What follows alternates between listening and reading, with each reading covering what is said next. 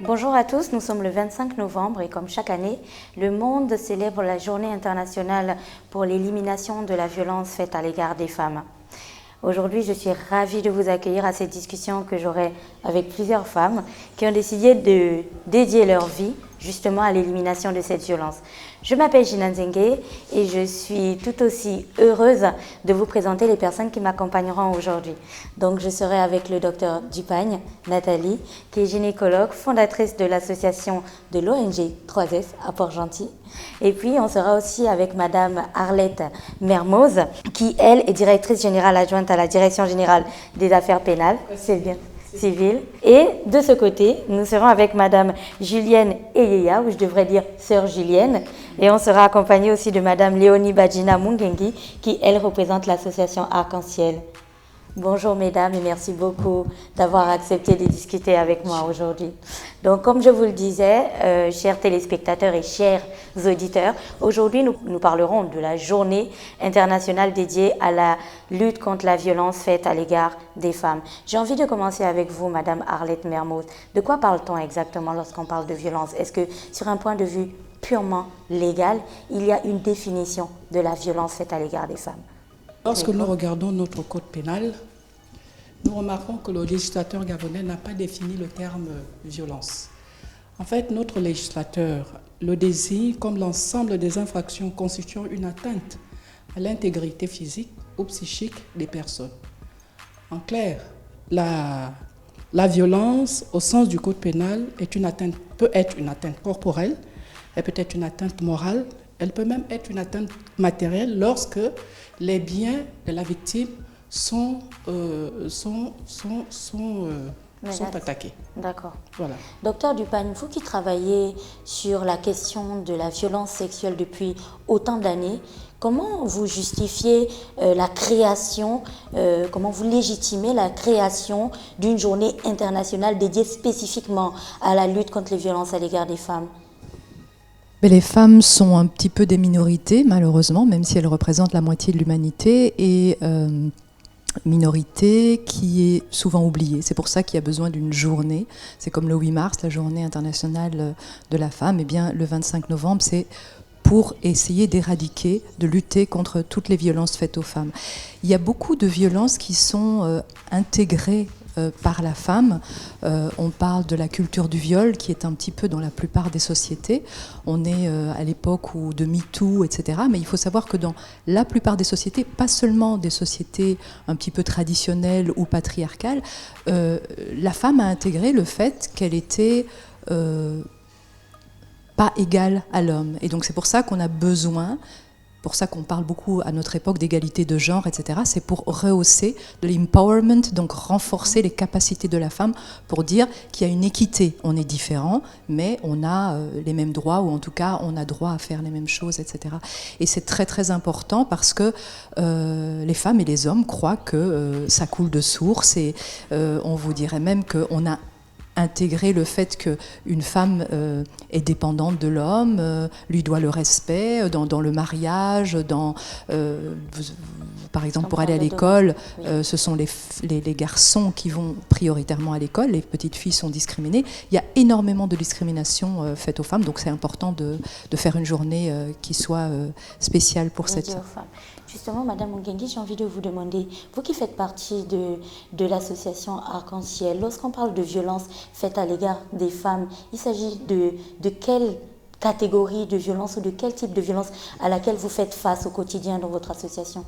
Au niveau du centre Arc-en-Ciel, nous avons un public cible. Nous recevons en même temps les garçons et les filles. Et le genre de violences que nous enregistrons au niveau du centre Arc-en-Ciel, nous avons les violences sexuelles, les violences physiques, et les violences psychologiques, les violences verbales. Donc, tous ces enfants que nous recevons au niveau du centre Arc-en-Ciel, ce sont des enfants qui subissent au quotidien ces types de violences, ces quatre types de violences. Donc, on parlait bien de violences physiques, de violences sexuelles, de violences verbales et psychologiques. Et de violences psychologiques. Comment se matérialise? Vous m'excuserez, j'ai besoin que vous puissiez éclaircir tout ceci en fait pour notre public. comment se matérialisent ces violences au quotidien? Je me doute bien qu'il existe différents types de violences, comme Madame Mungengi vient de le dire, mais au Gabon, quelles sont concrètement les manifestations et peut-être même nous parler un petit peu des conséquences de ces violences, notamment sexuelles pour votre cas, docteur Dupagne, avant de revenir aux violences particulières et les plus importantes que vous rencontrez au centre Arc-en-Ciel. Alors, docteur Dupagne, lorsqu'on parle de violences sexuelles à 3S, vous avez affaire à quoi exactement? Tout à l'heure, vous avez un petit peu énoncé le viol. Alors, on a des viols.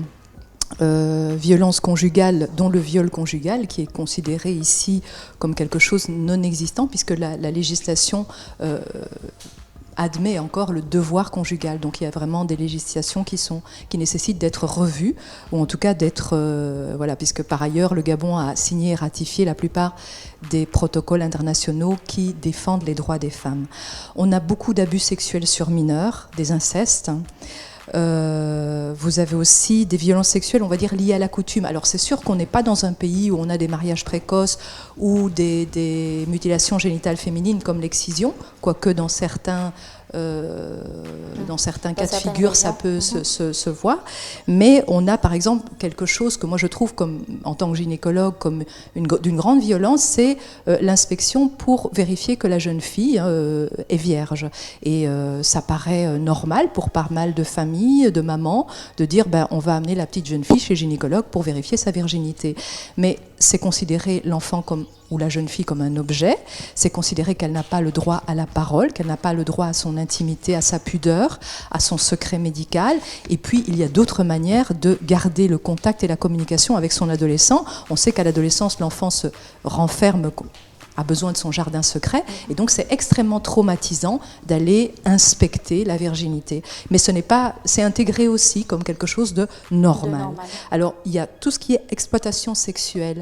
Alors nous ne recevons pas les problèmes de prostitution, mais vous savez, le sexe comme monnaie d'échange, les fameuses moyennes sexuellement transmissibles, sont monnaie courante dans notre pays, et on voit des jeunes filles qui sont ou abusées par des professeurs, de l'administration, etc. Des personnes qui ont un ascendant dans la hiérarchie. C'est pas seulement à l'école, mais c'est encore plus grave à l'école, puisque c'est une double faute. Normalement, on a le devoir d'éduquer cet enfant. Si en plus on en abuse, c'est vraiment gravissime. Et l'enfant n'a aucune défense parce que elle a, c'est contre, c'est les fameuses moyennes sexuellement transmissibles. Il y a toute la partie aussi du harcèlement sexuel sous toutes ses formes. Et le harcèlement, ça peut être du plus léger, des paroles, des regards déplacés, des commentaires désobligeants, de la pression psychologique, etc.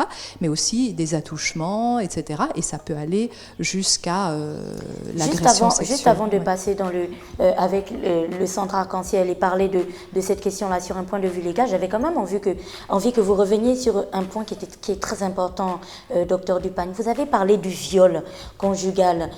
Pour certaines personnes, ces deux termes ne vont pas ensemble. Viol conjugal, comment on définit qu'une relation sexuelle eue dans un couple puisse être caractérisée comme étant un viol conjugal?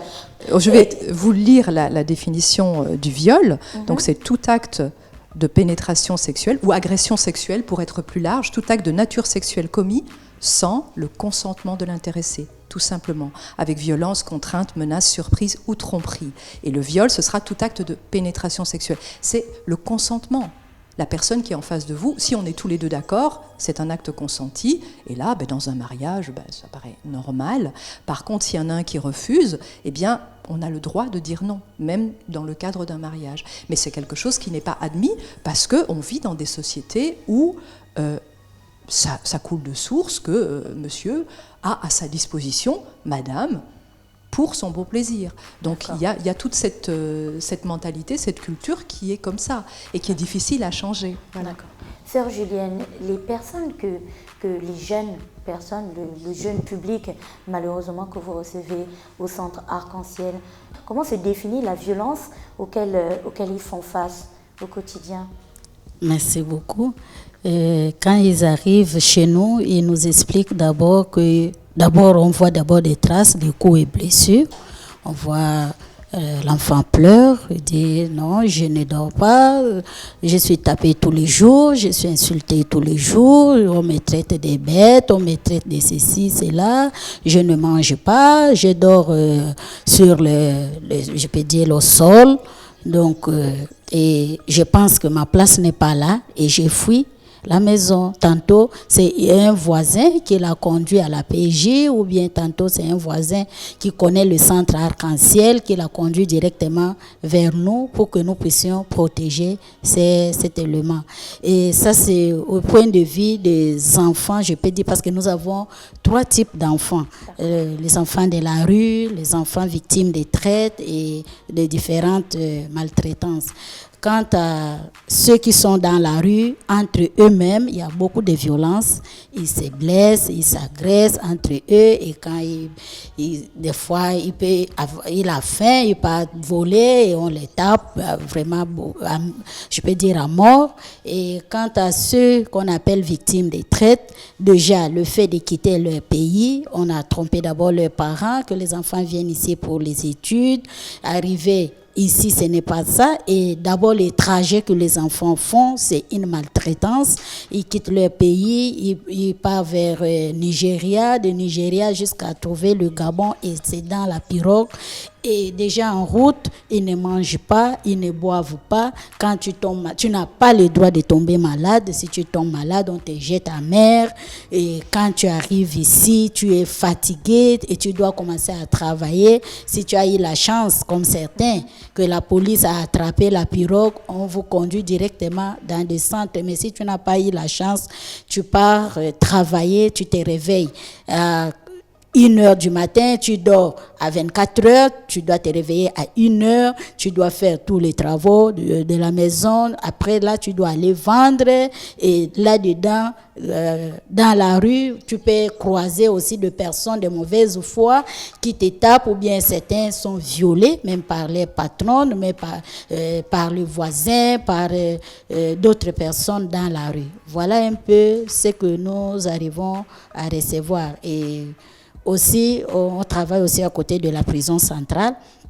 Et là aussi, il y a des violences. Il vous explique aussi, des fois, ils sont tapés par les gardes. Des fois, entre eux-mêmes, il y a trop de violence. Madame Léonie, quand Sœur Julienne parle de jeunes ou du public que vous recevez, on parle de quelle tranche d'âge à peu près?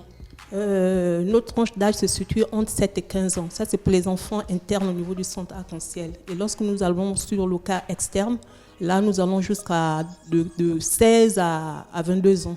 Donc, généralement, ces situations de violence, comme l'a si bien dit la sœur Julienne, ce sont des situations que nous vivons au quotidien, tous les jours. Et pas plus tard que le lendemain du 19, jour de la célébration de la journée des violences, nous avons reçu une jeune fille qui a été violentée sauvagement par sa belle-mère au niveau du centre Arc-en-Ciel.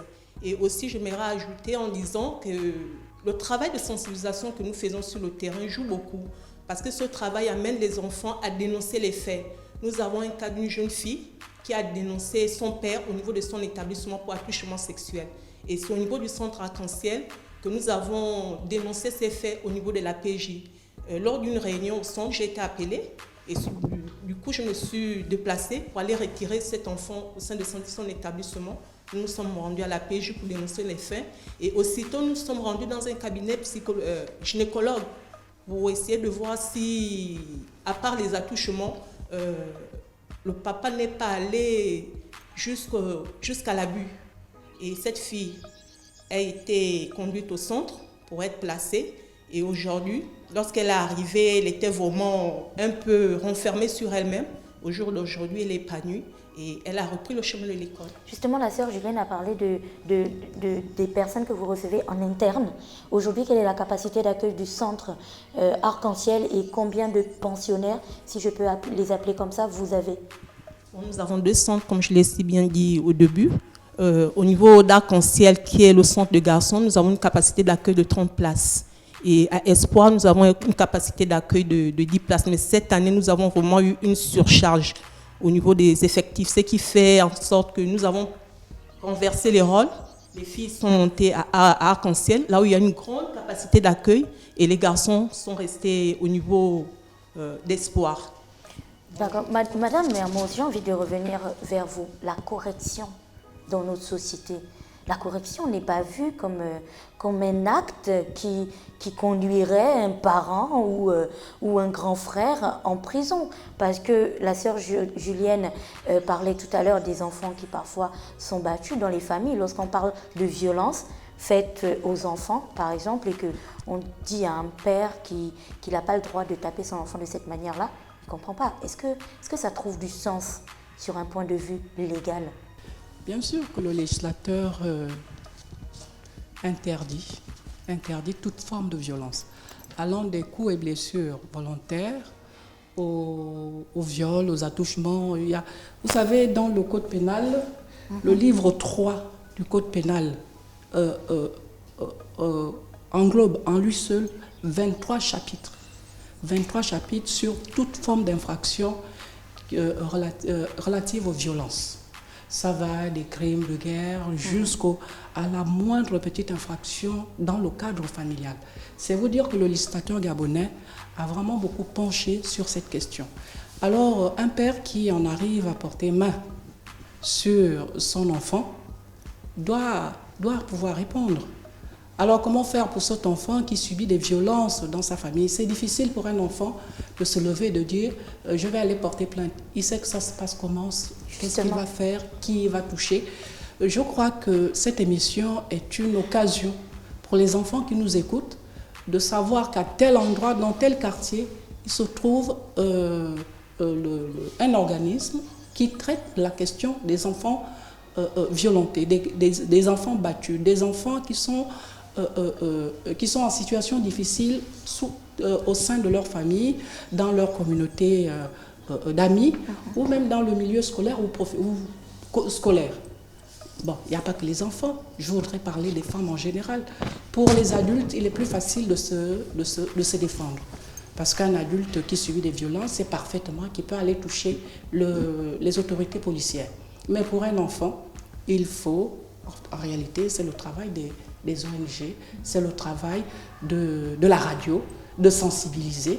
Et on a des enfants qui peuvent appeler, il y a des numéros verts aujourd'hui qui existent, un enfant, et puis ils ont le téléphone, s'il n'a pas, il peut avoir le téléphone de son camarade, ils peuvent appeler, je crois qu'il faut vulgariser, de sorte à ce que des enfants qui sont battus, qui sont violentés, qui sont violés dans le cadre familial, dans le cadre de leur milieu scolaire ou social, qu'ils soient en mesure de toucher ce numéro et d'appeler et de dénoncer. Il faut qu'ils arrivent à dénoncer. Vraiment, pour ces enfants-là, il faut qu'ils arrivent à dénoncer. Et pour qu'ils arrivent à dénoncer, il faut vulgariser. D'où l'importance de la sensibilisation. D'où l'importance de la sensibilisation. Et c'est pour ça que je vais prendre ce point chez vous, parlant de sensibilisation, et je me retourne vers le docteur Dupagne. Docteur Dupagne, avant de penser à résoudre un problème, il faut d'abord l'identifier et en comprendre les causes. Est-ce que lorsque vous recevez toutes ces victimes, parce que malheureusement vous en recevez beaucoup, elles vous disent qu'est-ce qui... Je ne sais pas si ce serait même idéal de le présenter comme ça. Qu'est-ce qui motive leurs bourreaux en fait? Est-ce qu'elles comprennent? Est-ce que ça prend du sens même, rien que le fait d'agresser quelqu'un sexuellement? Vous l'avez dit tout à l'heure, on viole de plus en plus jeunes au Gabon. Comment on explique ce type de phénomène de votre point de vue, du point de vue de 3S? Vous qui êtes vraiment en plein dans cette question, est-ce qu'on peut identifier des causes? Alors, si je peux me permettre, je vais revenir à la naissance de 3S. Donc au départ, je suis gynécologue au Gabon depuis 22 ans et je ne pouvais plus rester derrière mon bureau à voir, sans agir, des jeunes filles enceintes beaucoup trop tôt, des femmes stériles parce qu'elles avaient trop avorté, des grandes multipares qui avaient encore des enfants, pas par choix, mais parce que voilà, il n'y avait pas d'autre possibilité. Et donc j'ai créé cette association en 2014 et qui est là pour... essayer de faire de la prévention des grossesses précoces, des IST, du VIH-Sida. Et je me suis trouvée face aux violences sexuelles. Je n'étais pas préparée. Je ne suis pas de ce métier-là. Et c'est venu comme quelque chose qui était présent partout, dans toute notre société, à tous les étages, dans les familles surtout, avec les abus sexuels, les incestes, et aussi dans la manière dont les jeunes filles vivaient leurs premières relations sexuelles, comment elles tombaient enceintes par hasard et souvent un petit peu forcées. Et donc 3S est vraiment une ONG qui va promouvoir les droits en santé sexuelle et de la reproduction, d'abord chez les jeunes, et puis on est arrivé aux femmes vulnérables. Au début, mon public cible, ça aurait été les 15, même pas, les 12-20 ans ou les 12-24 ans. Et on s'est retrouvé avec les femmes vulnérables, parce que une jeune fille, un jeune homme qui décroche, il devient vulnérable après. Et donc on s'est retrouvé face à cette énormité de choses qui existaient, qui étaient cachées. Et pourquoi ? Comment est-ce qu'on a fait ? C'est en parlant, en ouvrant la parole, en donnant la parole. Donc la sensibilisation, 3S, c'est sensibilisation, santé, sexualité. La sexualité est trop taboue. On n'en parle pas. Et si on n'en parle pas, eh bien, on reste vulnérable. La jeune fille qui n'a jamais entendu parler de ces choses-là, elle croit peut-être que c'est normal que le tonton vienne dans sa chambre et lui dise « Attention, si tu dis quelque chose, je vais te tuer » ou il la menace d'une manière ou d'une autre. Donc c'est informer, éduquer les jeunes, les petites filles, les jeunes filles, au fait de ça c'est normal. Ton corps, c'est ton corps. Il est privé, il est sacré, il est unique, il est précieux. Et en fait, je dirais, pourquoi ça arrive ? Parce qu'il n'y a pas d'information, parce qu'il n'y a pas d'éducation et parce que on est la proie d'un agresseur. Vous dites qu'il n'y a pas d'information, il n'y a pas d'éducation. Parce que c'est tabou. Oui. Je ne dis pas, les parents n'osent pas souvent, hein, vu la culture. Oui, je le comprends bien. J'ai envie de vous demander, de votre point de vue de professionnel, je sais qu'à l'école, il y a des programmes sur sciences de la vie et de la terre. Je pense que c'est dans cette matière-là que l'on apprend à découvrir son corps, oui, pour les jeunes filles et les jeunes garçons. Est-ce qu'aujourd'hui, de votre point de vue de professionnel, vous direz qu'il y a assez d'informations ou d'enseignements autour de la santé sexuelle, de la reproduction dans nos établissements scolaires ? Je dirais que non, parce que 3S a décidé d'aller dans les écoles pour appuyer les cours de SVT, parce que souvent les professeurs, ils sont aussi des êtres humains, ils sont aussi des parents,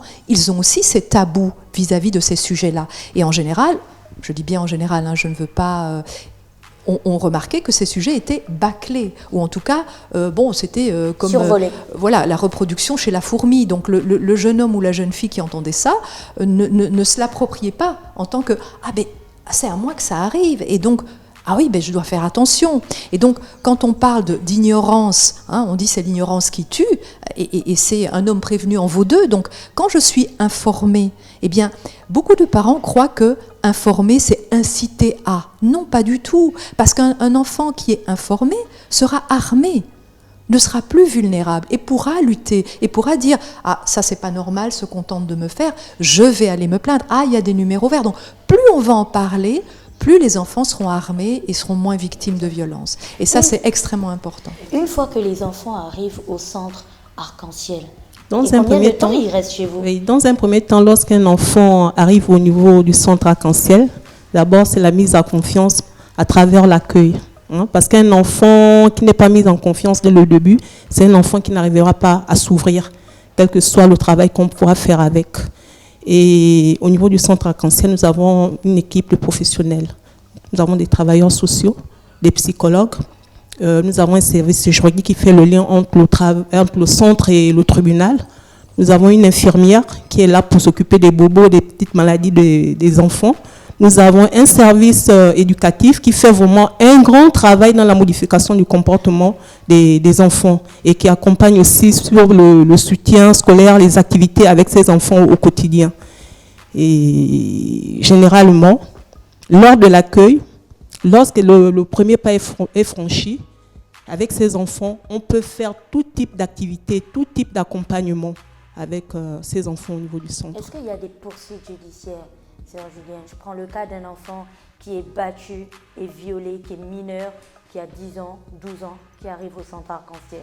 Est-ce qu'ensuite il y a des poursuites judiciaires? Si oui, qui les initie? Oui, il y a des poursuites judiciaires. Nous avons une juriste au niveau du centre et nous travaillons en étroite collaboration avec la juridiction pour mineurs. Donc, à chaque fois, les dossiers sont déposés et suivis par notre juriste et les assistants sociaux.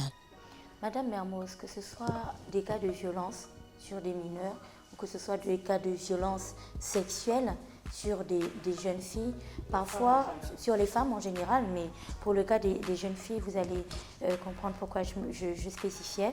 Parfois, dans notre société, on dit que ce genre de choses peuvent être réglées en famille. Vous savez, on réunit le conseil, on réunit les parents, et puis comme dit l'adage, on lave le linge sale en famille. Est-ce que vous, du point de vue de la loi, vous êtes au fait de ce genre de choses? Est-ce que vous pouvez vous autosaisir de ce genre de questions et poursuivre l'indélicat ou l'indélicate? Mais bien sûr que, bon, moi je suis en ce moment au ministère de la Justice. C'est le procureur de la République qui est le maître des poursuites. Le parquet de la République qui apprend qu'il y a eu un cas de viol sur mineur se saisit immédiatement. Le parquet n'a pas besoin d'un plaignant parce que le parquet estime que l'ordre public a été troublé et en tant que garant de l'ordre public, il se doit de se lever et d'aller voir de très près, de mener des enquêtes, d'appréhender si possible les présumés auteurs et puis de les conduire devant la justice. C'est-à-dire qu'au moment où nous sommes en train de parler, et dire que un voisin... ça devient, que les viols, les cas de viol aujourd'hui se traitent encore dans le cadre familial, je dis de moins en moins. De moins en moins, sinon vraiment plus. D'accord. Parce que au départ, peut-être il y a 20-30 ans, mais aujourd'hui de plus en plus, le Gabonais est très procédurier. Il est au fait de l'information en ce qui concerne le déclenchement de l'action publique. Une fois que les faits sont avérés, est-ce que la sanction est, comment dire, vous savez quand on dit que la main de la justice ne tremblera pas, est-ce que la sanction est exemplaire? Mais bien sûr, tout dépend des cas de viol. Vous savez, ça va des mineurs aux personnes majeures. En fonction de la victime qui est en face de nous, le législateur a prévu des peines applicables au type au type de cas. Pour une mineure de moins de 15 ans qui est violée, c'est des crimes. C'est des crimes qui sont passibles de lourdes peines d'emprisonnement. Donc, à ce niveau, le problème ne se pose pas. Mais au niveau... Et en ce qui concerne l'inceste, parce que ces derniers temps, au Gabon, suivant les différents articles des journaux, on se rend compte que l'inceste n'est plus quelque chose d'extraordinaire et vous savez qu'on rangerait dans la catégorie des faits divers. On en voit tellement que ça en fait froid dans le dos. Qu'en est-il de l'inceste? Comment est-ce que le législateur sanctionne ce crime, si je peux l'appeler comme ça? Avant le code pénal que nous avons, l'inceste n'était pas du tout. L'inceste entre personnes majeures n'était pas puni. Aujourd'hui, l'inceste entre personnes majeures est considéré comme une atteinte à l'ordre public. Donc, l'inceste entre personnes majeures peut parfaitement être dénoncé. Et alors que cet inceste est commis par un ascendant sur la personne mineure, mais c'est un viol. Donc, on traite ce cas de viol comme tous les types de viols commis sur des mineurs. Vous voyez? Donc, c'est un peu ça. Ce n'est plus... Au départ, c'était des faits divers, mais aujourd'hui, c'est une infraction bien précise qui se trouve dans le code pénal et l'inceste est punissable aujourd'hui. Docteur Dupagne, aussi absurde que cela puisse paraître, il existe encore aujourd'hui des personnes qui minimisent l'effet d'un viol sur une femme, fût-elle mineure ou majeure ou adulte ou mariée. Vous qui les voyez au quotidien, quelles sont les conséquences de ces actions-là sur ces personnes? Effectivement, des conséquences au niveau de la santé. Déjà physique, vous avez les risques d'infections sexuellement transmissibles, de VIH-Sida, de grossesse non désirée. Et puis, il y a aussi toutes les répercussions psychiques. Une personne qui a été abusée sexuellement perd confiance en elle, perd l'estime de soi, peut avoir des cauchemars, peut avoir de la dépression, peut avoir une dépréciation complète de la peur, des angoisses, bien sûr une vie sexuelle complètement anéantie, perturbée. Et il a été démontré récemment ce qu'on appelle la sidération psychique. Donc dans les viols, on remarque que la personne, étonnamment, n'a pas crié, ne s'est pas débattue et reste comme complètement tétanisée, sidérée. Et ça, mais on a étudié cela, c'est vraiment un mécanisme physiologique de survie. C'est tellement énorme qu'on pourrait mourir, genre comme un infarctus, avec une décharge d'adrénaline, d'hormones, etc. Et l'organisme, pour survivre, se détache. Donc le corps est là, se fait violer, et l'esprit, il part en voyage. Et donc c'est important, la reconstruction, on parlait pour Arc-en-Ciel de tous les intervenants professionnels, psychologues, etc., pour la reconstruction d'une victime de violence, de pouvoir parler, d'être accompagné par quelqu'un dont c'est le métier pour se reconstruire, parce que sinon on est vraiment détruit. Donc ça abîme beaucoup, ça abîme beaucoup. Et bien sûr, on parle de santé physique, psychique, l'épanouissement, n'en parlons pas. Si on n'est pas en bonne santé physique, psychique, on ne peut pas s'épanouir dans la vie tout simplement. Je voulais dire que, en ce qui concerne par exemple la contamination par des maladies sexuellement transmissibles, il y a une disposition légale qui a été prévue. Au départ, elle n'existait pas. On avait du mal effectivement à condamner ces cas de faits sociaux. Aujourd'hui, le législateur a prévu une disposition légale dans le cadre de transmission volontaire des maladies sexuellement transmissibles comme le VIH. Vous imaginez, nous avons connu tellement de cas, par exemple, d'hommes se sachant parfaitement infectés de VIH, qui se traitent en cachette et qui laisse son épouse dans l'ignorance.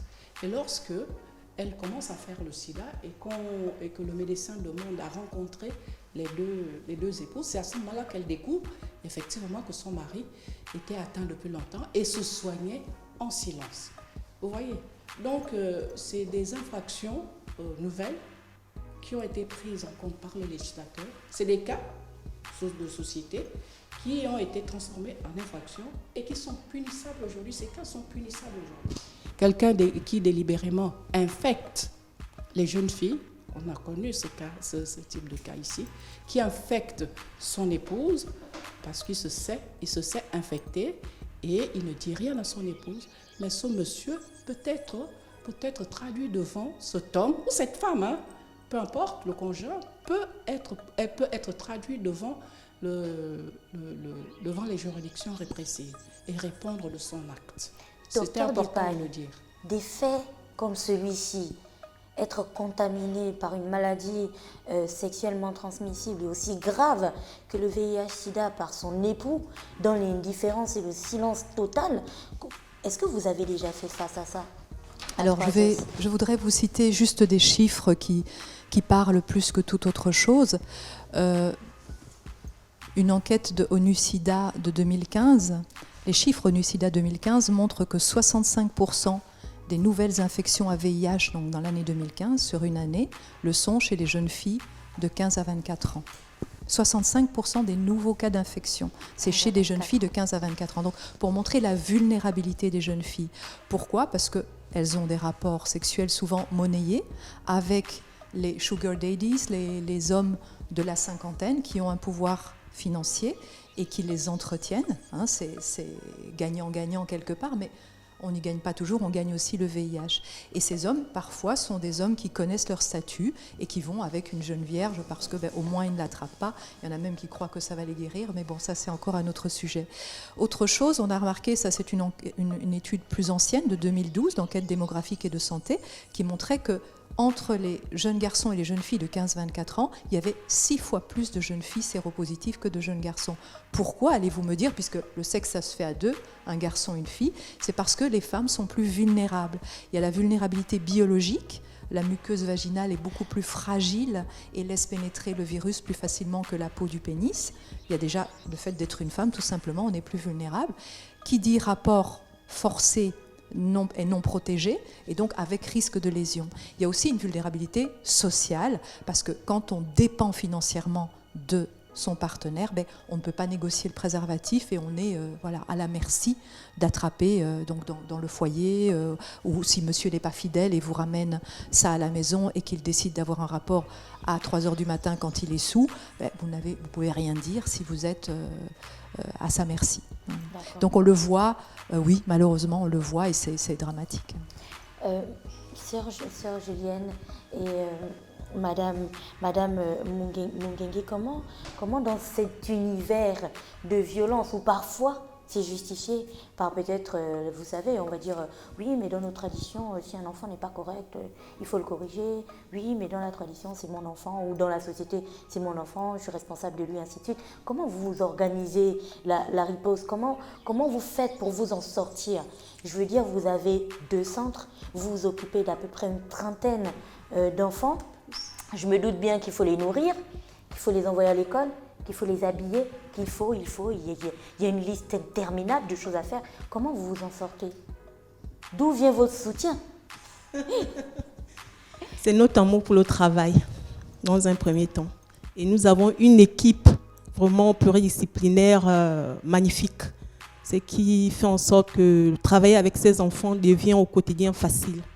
Donc c'est un peu ça. Et j'aimerais un peu renchérir sur l'aspect juridique là, concernant l'aspect sur les violences sexuelles. En principe, au niveau du centre Arc-en-Ciel, nous allons au bout des procédures. Surtout avec les enfants victimes de traite, les enfants victimes d'abus sexuels. Lorsque nous sommes au fait de ces situations, lorsque nous avons ces cas au niveau du centre, généralement, nous lançons une procédure au niveau du tribunal. Et ce qui fait qu'au jour d'aujourd'hui, au niveau des enfants victimes de traite, nous avons plus de 15 trafiquants qui sont incarcérés en préventive au niveau de la prison centrale de Libreville. Et au niveau des violences sur les violences sur les abus sexuels, l'année dernière, nous avons reçu une jeune fille qui a été abusée sexuellement par son père. Et elle a réussi à fuir de la maison. Et Dieu merci, dans sa fuite, elle s'est retrouvée hébergée par une personne de bonne volonté qui l'a conduite au niveau du centre. Au jour d'aujourd'hui, le père de cette jeune fille est en détention préventive également à la prison centrale de Libreville. Donc c'est pour vous dire que les procédures vont jusqu'au bout. Et les procureurs ont déjà pris acte de ces faits, ce qui fait en sorte qu'ils ne lâchent plus les bourreaux facilement. Sœur Julienne, vous avez quelque chose à ajouter? Oui, vous avez posé la question, qui nous soutient, qu'est-ce que nous faisons, comment, avec tous ces enfants. Si je prends vraiment l'historique du centre, je dirais que Dieu est grand. Et je vis le centre à 2007 et le centre Arc-en-Ciel à 2020. Je dirais que 2 centres différents. À 2007, on a souffert, on travaillait qu'avec le bénévole. Et vous comprenez, travailler avec un bénévole, il vient quand il veut, il fait ce qu'il veut. Et on n'avait pas vraiment de ressources. Et on vit plus jusqu'aujourd'hui des dons aussi. Mais voilà, le Seigneur est toujours comme il est. Au niveau de l'association, on a eu la grâce, bien qu'il y ait l'UNICEF qui nous soutenait au point de vue formation et des activités ponctuelles, mais ça ne peut pas résoudre notre souci. On devrait mettre une équipe en place, structurer le centre, il fallait le moyen. C'est grâce à l'Union européenne qui nous a mis debout. Et aujourd'hui, je peux dire qu'on a un centre bien structuré, on a de quoi payer les agents, on les a même inscrits à la CNSS, à la CNAMGES. C'est vraiment grâce à l'Union européenne depuis 2015, je peux dire jusqu'à aujourd'hui. Du côté de la prison centrale, c'est grâce à la fondation Sylvia Bongo qui prend en charge les enseignants qui donnent cours aux mineurs en conflit avec la loi. Voilà un peu, sans compter les autres partenaires ponctuels, comme j'ai dit, l'UNICEF, et les ambassades qui de temps en temps nous viennent en aide, et les dons. Et je dirais que la population gabonaise est trop sensible à cette matière-là. Ils ne laissent pas les enfants mourir de faim. Ils viennent, ils les visitent, les associations, les églises. En tout cas, ils ne nous laissent pas seuls. Et nous sommes là avec eux. J'ai envie de demander au docteur Dupagne, j'ai eu bien entendu le plaisir et l'honneur de visiter vos installations à Port-Gentil. Et quand on voit ce que 3S est aujourd'hui et surtout l'impact que vous avez dans la société à Port-Gentil, notamment à travers vos différents partenariats avec les établissements scolaires, on a envie de vous demander comment vous avez réussi à faire tout ça dès le moment où vous aviez décidé de laisser votre travail de gynécologue pour vous attaquer en fait à un problème dont vous n'avez pas eu peur du tout. Et vous avez décidé de faire de ça votre vie en fait. Comment vous avez réussi à le faire ? Eh bien, déjà, l'idée, la passion pour la santé des femmes et leur bien-être, et le fait que je suis une femme moi-même, je suis gynécologue, je suis féministe, quelque part aussi, probablement, et qu'en voyant dans l'intimité de mon bureau des femmes au quotidien je rentre tout de suite, même si je ne suis pas gabonaise de naissance, je le suis devenue de cœur, puisque être gynécologue, on rentre dans l'intimité, pas seulement du corps, mais aussi du foyer, etc. Donc, on est confronté à ce choc culturel au quotidien, etc. Et donc, en apprenant, à un moment donné, j'ai plus pu rester derrière mon bureau. Donc, ça a été d'abord l'idée, cette passion de dire on va essayer de changer les choses, il faut aller en amont, il faut faire de l'éducation, de la prévention, parce que recevoir toujours les mêmes problèmes, c'est plus possible. Et là, j'ai été aidée par des bénévoles qui ont eu envie de suivre cette idée. Et puis, on est dans la ville pétrolière, Port-Gentil. Donc, on a d'abord eu l'aide des pétroliers, Perinco. Actuellement, c'est Total Gabon qui nous aide depuis de nombreuses années. Et puis, on s'est fait un petit peu connaître jusqu'à la capitale. Donc, on a eu l'ambassade de France, l'Agence française de développement. Et actuellement, nous sommes avec comme bailleur de fonds l'Union européenne pour déjà 2 projets. Et c'est grâce à tout ça. Et puis, bien sûr, je n'oublie pas tous les dons, toutes les personnes de bonne volonté qui ont cru en cette idée. Et on est également bien aidés.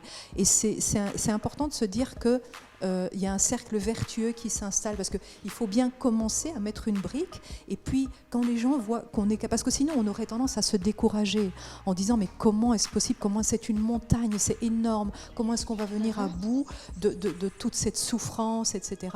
Et c'est vrai qu'en mettant une pierre après l'autre, eh bien on entraîne d'autres personnes dans ce sillage. Et merci Gina de nous recevoir aujourd'hui, parce que plus on en parle, et plus les gens seront conscients et pourront dire « Ah ben il y a déjà des choses de faites, allons dans ce sens et améliorons cet état de choses ». Madame Mermoz, du point de vue légal, ce que je voudrais dire, c'est que le parquet de la République ne peut pas se saisir s'il n'y a pas d'information. Oui. Le parquet de la République, qui est garant des libertés, ne peut pas se saisir des infractions s'il n'est pas au courant.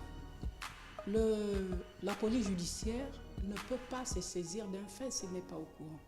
Les enfants qui sont victimes de violences doivent arriver à en parler à leurs camarades de classe, doivent arriver à en parler à leurs enseignants pour qu'il y ait un relais.